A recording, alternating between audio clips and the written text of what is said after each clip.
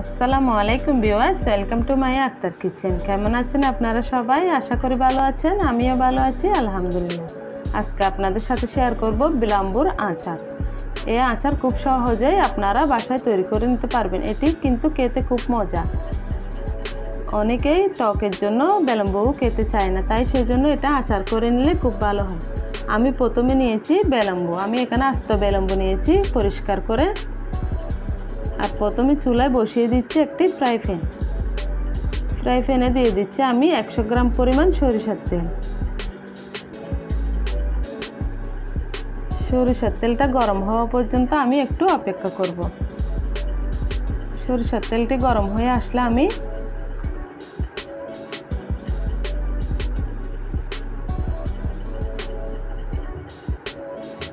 তার মধ্যে দিয়ে দিচ্ছি আমি 4টি আস্ত গোটা লাল মরিচ। মরিচটা আমি হালকা করে একটু ভেজে নেব।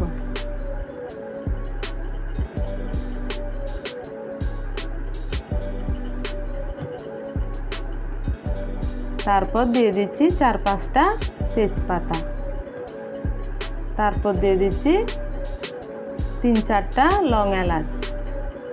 তারপর আমি সেখানে দিয়ে দিচ্ছি আস্ত কয়েকটা সরিষা। আমি সবগুলো একটু হালকা করে ভেজে নেব যাতে একটু সুগন্ধি আসে।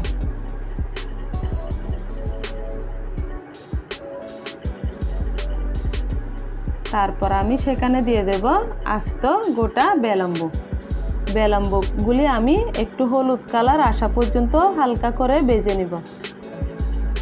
আমি কাঠি দিয়ে সেগুলি আস্তে আস্তে নেড়ে চেড়ে একটু হলুদ কালার করে নেব।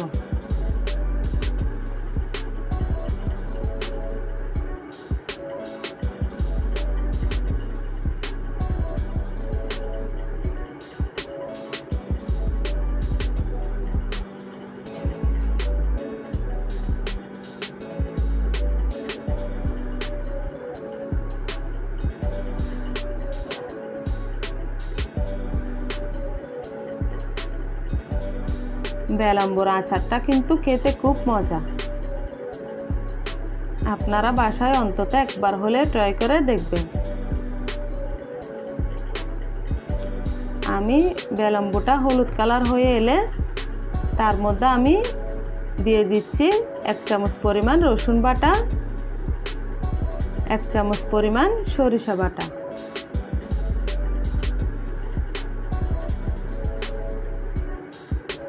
তারপর দিয়ে দিয়েছি 1 চামচ পরিমাণ পাঁচফোড়ন গুঁড়া। আমি এখন সেগুলি বিলম্বুর সাথে একটু মিক্স করে নিব।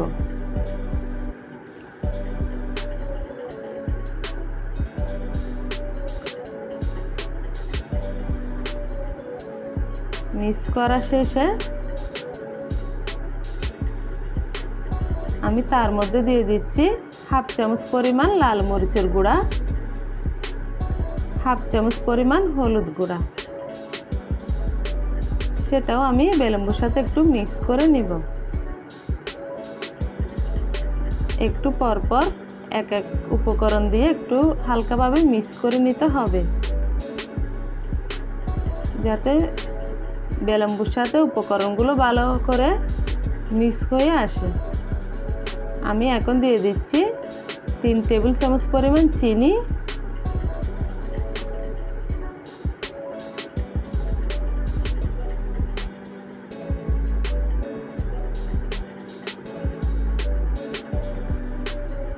তারপর দিয়ে দিচ্ছি পরিমাণ মতো লবণ। লবণটা অবশ্যই আপনারা স্বাদ মতোই দিবেন।